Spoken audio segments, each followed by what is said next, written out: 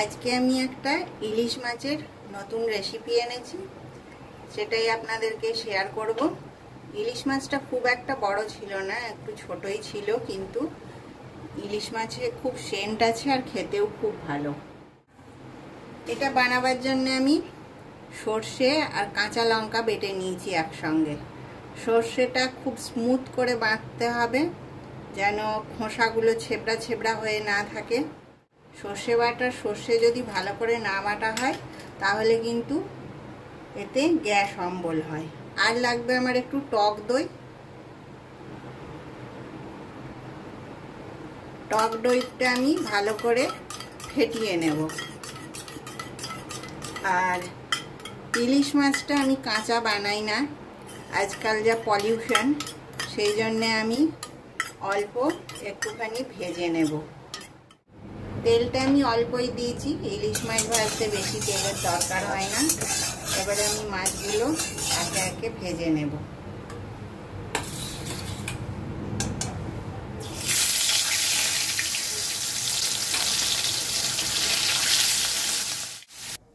মাছগুলো আমার হালকা করে ভাজা হয়ে গেছে।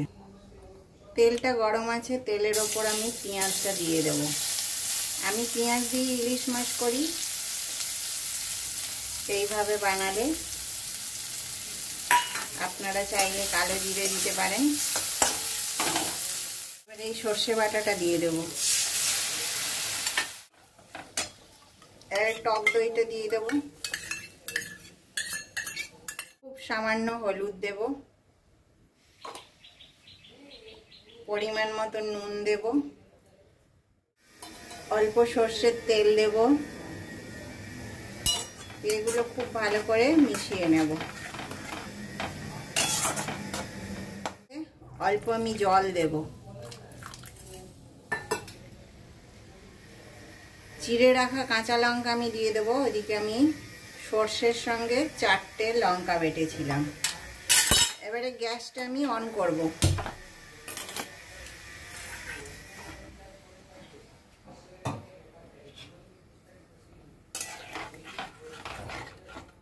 এবারে ঝোলটা ফুটে উঠেছে, আমি মাছগুলো একে একে দিয়ে দেব এইভাবে। আর এই যে থালাটাতে তেলটা ছিল সেটা কিন্তু ফেলবেন না, সেটাও দিয়ে দেবেন অবশ্যই। এইভাবে আপনারা একবার বানিয়ে দেখবেন, এটা খেতে খুবই সুস্বাদু হয়। আর আমাকে কমেন্টে জানাবেন। আপনারা আমার চ্যানেলটাকে লাইক, শেয়ার, সাবস্ক্রাইব করবেন, আমার পাশে থাকবেন। আর আমি আর একটু এখন সর্ষের তেল ওপর থেকে দিয়ে দিচ্ছি। যারা আপনাদের সময় থেকে বার করে আমার ভিডিওগুলো দেখেন, তাদেরকে অসংখ্য ধন্যবাদ। আমি এবার এটা ঢাকা দিয়ে দিচ্ছি।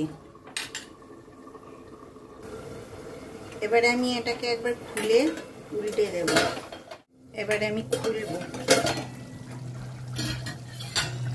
আমার রান্নাটা শেষ হয়ে গেছে। তাহলে দেখলেন কত সহজে এটা রান্না করা যায়, 5 মিনিটেই রান্না হয়ে যায়। তাহলে নেক্সট ভিডিওতে আবার দেখা হবে। যারা এখনো আমার চ্যানেলটা সাবস্ক্রাইব করেননি,